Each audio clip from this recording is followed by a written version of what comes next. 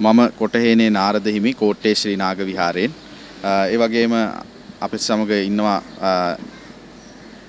ලංකාතිලක බස්නායක නිලමේ තැන්පත් අපේ නීතිඥ ප්‍රියන්ත අමනුගම් මහත්මයා බෞද්ධ මහා සම්මේලනයේ ගරු උපසභාපතිතුමන් නියෝජ්‍ය සභාපතිතුමන් ඇතුළු අපි පිරිසක් අද විශේෂයෙන්ම පොලිස්පති තුමන්ට පොලිස් මූලස්ථානයට පැමිණිලා මේ ආකාරයේ පැමිණිල්ලක් කිරීමේ මූලික හේතුව තමයි මේ වන විට මේ රට තුල විශාල ලෙස මේ ලෞතර බුදුරජාණන් වහන්සේට ධර්මයට සහ මහා සංඝයාට අපහාස කිරීමේ නිඳා කිරීමේ වැඩපිළිවෙලක් දියත් වෙමින් පවතිනවා.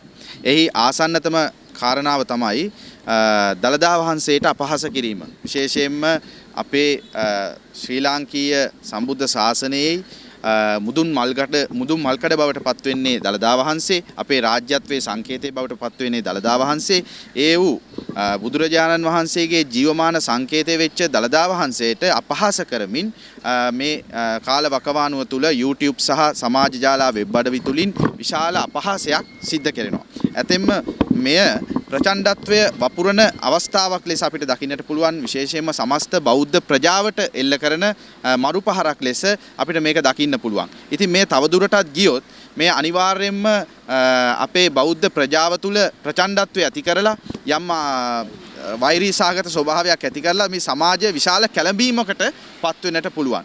ඉතින් ඊට මත්තෙන් නෛතික වශයෙන් විශේෂයෙන්ම රජයේ විදියට ආණ්ඩු ක්‍රම ව්‍යවස්ථාවෙන් බැඳී ඉන්නවා සම්බුද්ධ ශාසනය ආරක්ෂා කොට පෝෂණය කරන්න. ඉතින් රාජ්‍යයේ ආරක්ෂාව සතු වෙන්නේ මේ පොලිසියට සහ ත්‍රිවිධ හමුදාවට. ඉතින් නෛතික වපසරියක් තියෙනවා. ඒ වපසරිය තුල යම් ක්‍රියාමාර්ගයක් තියෙනවා නම් ගන්න මේ ආකාරයේ එදිරිවාදිකම් කරන මේ ආගමික මතවාදයන්ට ගරහන මෙවැනි පිරිසක් ප්‍රචණ්ඩත්වයේ වපුරන ආකාරයේ වැඩපිළිවෙලක් දියත් කරනවා නම් එය වහාම නවත්තලා ඊට විරුද්ධව නීති ක්‍රියාව පටන් ගන්න ඒ නෛතික වශයෙන් ඔවුන්ට විරුද්ධව ක්‍රියාමාර්ග ගන්න කියන දේ තමයි අද අපි විශේෂයෙන්ම පැමිණිල්ලක් විදියට ඉදිරිපත් කරලා පොලිස්පතිතුමන්ට මේ පිළිබඳව අපි දැනුම් දෙන්න ආවේ.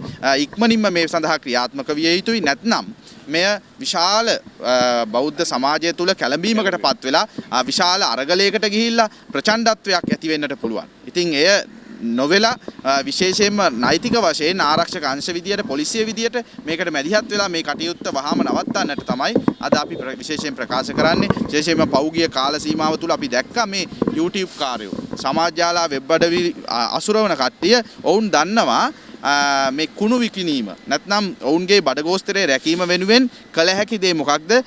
අද විශේෂයෙන්ම සියලු දෙනාටම ඕන වෙලා තියෙන්නේ බුදුහාමුදුරුවන්ට බුදුරජාණන් වහන්සේට අගෞරව කරලා විශේෂයෙන්ම ධර්මයට අගෞරව කරලා අවමාන කරලා මහා සංඝරත්නයට අපහාස කරලා ඔවුන්ගේ මේ YouTube channel විකාශනය කරන්න විශේෂයෙන්ම මේ views වැඩි කරගන්න තමයි මේ වැඩපිළිවෙල දියත් කරන්නේ. ඉතින් මේක මහා අසහනකාරී ක්‍රියාවක්. ඉතින් මේක මේ සමාජයේ විදියට බෞද්ධ සමාජය කැළඹීමකට පත් වෙන්න පුළුවන්. ප්‍රචණ්ඩත්වයක් ඇති වෙන්න පුළුවන්.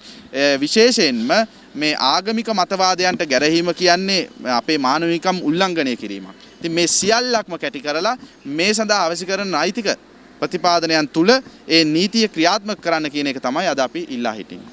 දැන් ඔබ වහන්සේලා මේ පුද්ගල විදියට මේ අය හඳුන්වනවා. ඔව් විශේෂයෙන්ම අපි දැක්ක ඔය පෞගිය කාල සීමාව තුළ YouTube පෞද්ගලිකව YouTube අසුරවන්න පිරිස ඉන්නවනේ. ඔය එක එක නම් වලින් ඒ උදවිය තමයි පෞගිය කාලේ අරගල කාලෙත් මේ ආකාරයටම මේ බුද්ධ ශාසනයට ගහන වැඩපිළිවෙලක් ගියා. මේ ආණ්ඩුවේ දේශපාලන ආර්ථික මට්ටම් වෙනයි. නමුත් ශාසනය කියන්නේ තව එකක්. බුද්ධ ශාසනය කියන්නේ මේ තව එකක්. මේ බුද්ධ ශාසනයේ පැවැත්ම තමයි මේ රටේ සංස්කෘතියේ පැවැත්ම. ඒ තුල තමයි මේ රටේ සભ્યත්වය රැකිලා තියෙන්නේ. ඉතින් මේකට ගහනවා කියන්නේ මේකේ වෙන වැඩපිළිවෙලක් කුමන්ත්‍රණකාරී වැඩපිළිවෙලක් තියෙනවා කියන එකයි. ඉතින් මේකට විරුද්ධව ආණ්ඩුවක් විදියටත් ක්‍රියාත්මක වෙන්න ඕන. සේපාල අමරසිංහ තමයි මේ ප්‍රධාන වශයෙන්ම මේ දළදා වහන්සේට ගහන්නේ. දළදා වහන්සේ ගැරවුමට ලක් කරලා මේ දළදා වහන්සේට අපහාස කරලා මේ ගාන්නේ මොකේදද? මේ අපේ රාජ්‍යත්වයට, අපේ සංස්කෘතියට, අපේ සભ્યත්වයට, අපේ අභිමානයට. ඉතින් මේකට විරුද්ධව අනිවාර්යයෙන්ම මේ වෛරීසාගත ක්‍රියාවන් නැති කරන්නට වැඩපිළිවෙලක් දියත් කරන්න ඕනේ. නැත්තම් මේක ප්‍රචණ්ඩත්වයක් නිර්මාණය වීමක් වෙන්න පුළුවන්. asianmirror.lk